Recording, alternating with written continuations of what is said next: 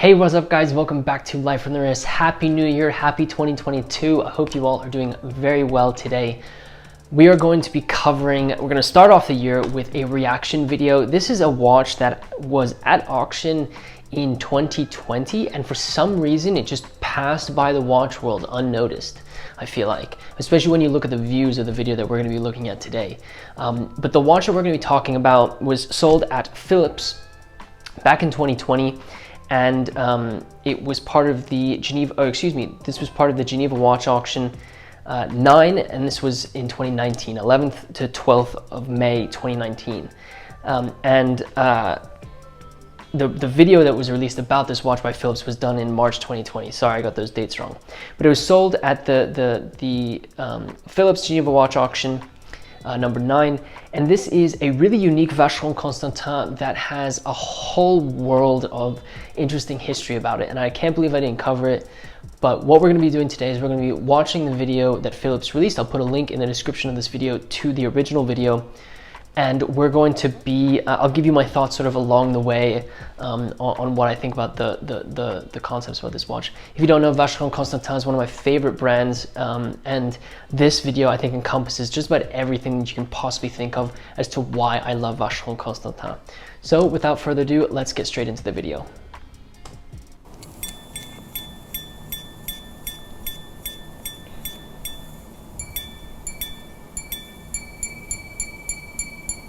The very first time I saw this watch wasn't actually the watch itself, but a black and white picture. Back then I was a student, totally in love with watches, and most of my savings went into watch books. One of the books was this wonderful tome here. Hidden amongst these hundreds of watches was this tiny little photo with just a number and the date, 1936. I saw that picture and said, what is this? I've never seen anything like it. Why was it so amazing? Because this is a timepiece from the mid-30s, and it's a barrel-shaped watch. A tonneau watch with a retrograde date and a minute repeater placed on the right side of the case. And for me, it was just the most beautiful thing I had seen. I spent 25 years dreaming of the watch until the day we figured out where it was. To me personally, it is one of the most important wristwatches in the world. You have a watch that in the 1930s was a novelty. There was no other retrograde calendar wristwatch with minute repeating in a tonneau case with a winder at 12 o'clock. So it was revolutionary. It took 4 years to kind of track down the whereabouts of the watch. All my fears that it would be over-polished, repaired, there would be soldering marks, the dial would have been poorly restored, all this was gone in a split second. All right, 150. I just want to talk about sort of the comments up to this point. So if you couldn't tell, this is an extremely historical watch that was manufactured. So this is a tonneau shaped case that was manufactured by Vacheron Constantin in the mid-1930s, and it features a minute repeater and retrograde date complication. Before this time period, I think prior to the 1940s, I think there's only known to be 3 watches that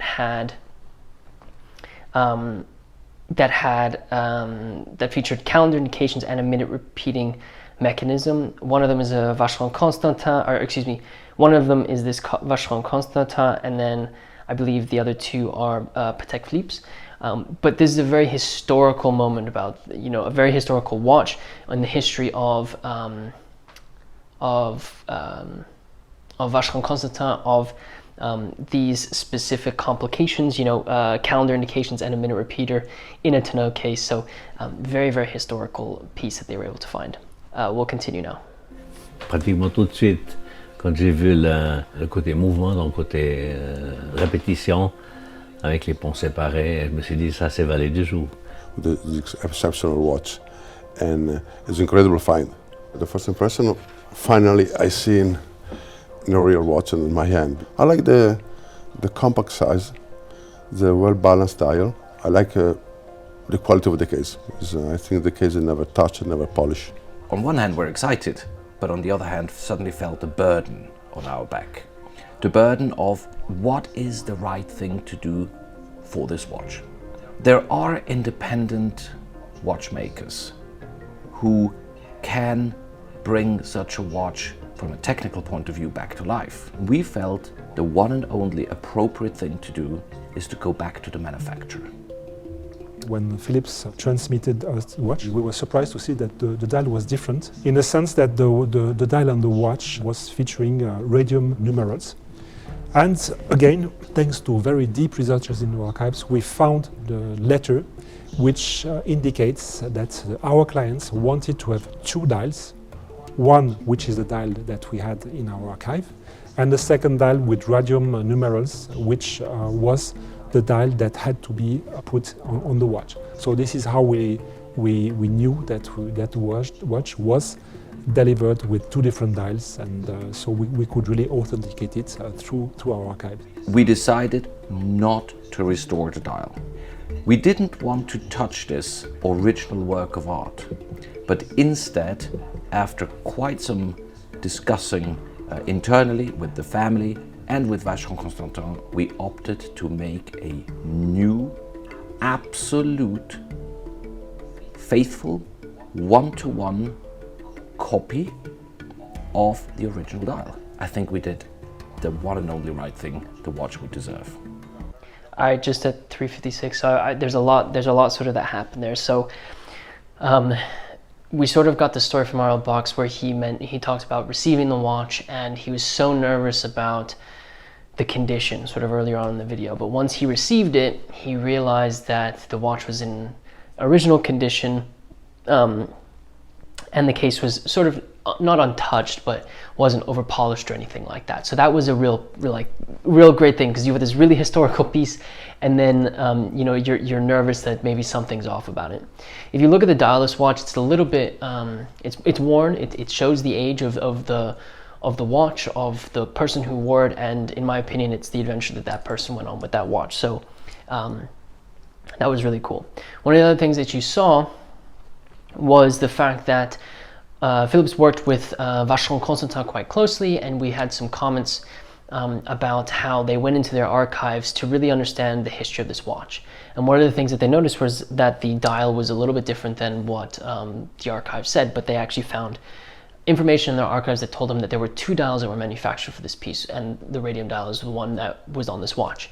So from that perspective, they knew that the dial itself was the original dial that was made for this piece and for the person who ended up having this watch commissioned. I'll tell you a little bit more information about sort of the story behind how this watch came about once this video is over, but we'll continue to watch this because there's some really interesting things that they comment about going into the archives and deciding that they were going to make a copy, or as Arielbox said, a one-to-one perfectly exact copy of the dial that was on this watch. We are very lucky people here at Vacheron Constantin, since we have a fantastic archive of more than 420 linear meters, and we have almost all the history of all of the timepieces that we have made since the early 19th century. And we went to our archives and we started to do in-depth research about the story of that timepiece. And this is just an amazing story. We can say really that it was made to measure, a custom-made timepiece, since we have all the history of this timepiece, and we have discovered that there has been a lot of interactions between our client, our retailer in Madrid, and Vacheron Constantin, with many different changes. At the moment of the story, our client decided to keep it as a minute repeater without any additional information, but the final decision was to make a minute repeater with that very particular calendar which is on the watch face. We have the original sketches of the client, of what he wanted. We have the letters from Vacheron and the client. It's just amazing. It felt like being in Vacheron's offices in 1935-36, discussing with the client and creating a unique, complicated masterpiece.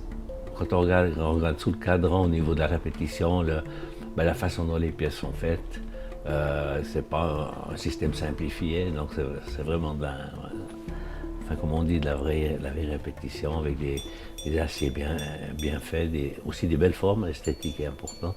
Et puis au niveau des finitions, des anglages et tout, quoi.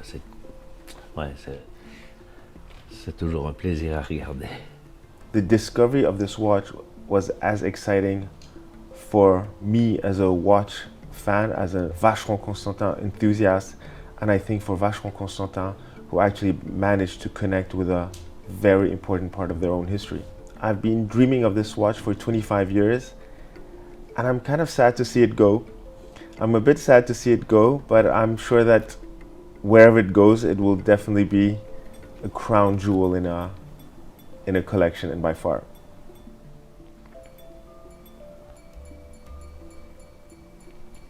What an incredible watch. So amazing. So I think the biggest part about that last little segment that I wanted to discuss is the significance of all of the rich history of Vacheron Constantin and their meticulous ability to document the journey that this watch went on. So if you didn't catch that, this was actually a made-to-order piece where a customer in one of Vacheron Constantin's retailers asked if he could make one, and they met with the manufacturer to create something unique here. What was even more just mind-blowing is they had the original sketches of the idea that the customer had with how he wanted the watch to look and feel, and they were able to basically reference that and say, okay, I'm gonna take these and I'm gonna make this dial as original as possible so that it matches exactly how this watch was envisioned to be created. And I think that shows the strength of the brand, the strength of their archives, and really maps out a completely unique history of this watch and a unique piece from Vacheron Constantin. So just to give you some more sort of information and history about this piece. So this watch was, like I mentioned, a custom order for a Spanish customer who was buying this watch through one of Vacheron Constantin's retail partners named Brooking Madrid. And this businessman approached the manufacturer to make a unique piece, and that's what you're looking here. Looking at in this video. The watch itself is a tonneau case with a minute repeater complication day, retrograde date, and like I said, minute repeater complication. So the watch itself is in 18 karat yellow gold. It's about 42 millimeters in length, 28 millimeters in width, and this is the model is known as the Don Pancho, Don Pancho, which is sort of the nickname of the individual who ended up making this unique piece. The individual approached the manufacturer in 1935, 1936, and worked to create this piece with the manufacturer. The watch itself is completely unique and features a tonneau case with this minute repeater complication that hadn't been seen previously. This was eventually delivered to this customer who lived in Madrid. He had then, I think, moved to Chile afterwards, but it followed his family along sort of his entire journey. What was really interesting is the watch was actually put into a bank safe and went unnoticed, or it was unknown that it was in this bank safe until very recently when the family ended up finding it.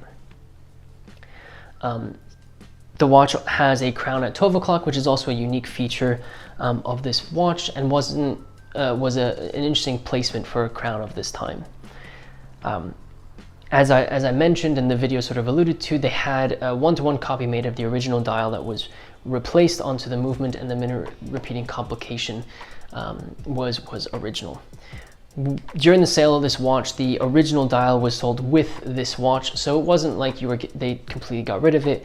A company like Phillips would never do something like that, and I think that dial is going to be a very important part about the history of this watch and Vacheron Constantin. So this watch came up for auction in May 2019. Absolutely incredible piece, historical from Vacheron Constantin's perspective, historical from a Vacheron Constantin collector's perspective. You had comments from watchmakers like Philippe Dufour. You had Aurel Bax, who sort of talked about the story. Auro Montanari had his comments about this piece as well, and he showed sort of the documentation of this watch that many people had seen previously. And so it came up for auction, was estimated to go between 400 and 800,000 Swiss francs. Ended up selling for 740,000 Swiss francs, so towards the upper end of the band. A very historical piece, and I hope that it went to a passionate Vacheron Constantin collector who can add it to sort of it's a gemstone in a Vacheron Constantin collection for sure. It's interesting that it went for within the estimates as opposed to more, especially for how unique and important this piece is historically speaking for vintage watches. The refinished dial might have something to do with, or the recreated dial might have something to do with it. I know many collectors have opinions about that. I think you can also say that Vacheron Constantin might be a little bit more of a the prices that their watches go for might be a little bit muted or a little bit more conservative compared to other brands of the Holy Trinity. A lot of the times people, you know, I think you have to be into the history of Vacheron Constantin, really know the company to be interested in their pieces. But nonetheless, this is a great example of that. The reason why I kicked off this year with this video is because I think this is a great example of why I created Life on the Wrist. It's because these stories about these watches are what makes them so special. This is an incredibly historical piece. The story just comes to life, especially when you hear about having the original documents where the sketches were made of this piece in the 1935, 1936. Like, that's just insanely incredible, and you will bring that along with this piece if you do own it. And I think that's why I think the stories are the most special thing, and I'm sure the collector who has this finds that too. Hope you guys enjoyed this video where we looked at this really unique Vacheron Constantin that sold in 2019. I'll put a link in the description to the lot on the Phillips website, as well as the Phillips video, so you can see the originals. There, I also encourage you to check out our website where we do a little bit more of an in-depth article about this piece, about this video. If you are not following us on our social medias, be sure to head over to Instagram, Facebook, Twitter. You can follow us all over there. Just search Life on the Wrist will come up. If you wouldn't mind letting me know in the comment section below what you think about this piece, and if you wouldn't mind subscribing to the channel if you like these types of videos and you are new here. Please hit that like button. It really does help us out with our YouTube analytics. And with that said, guys, thank you so much for watching this video, and until next time.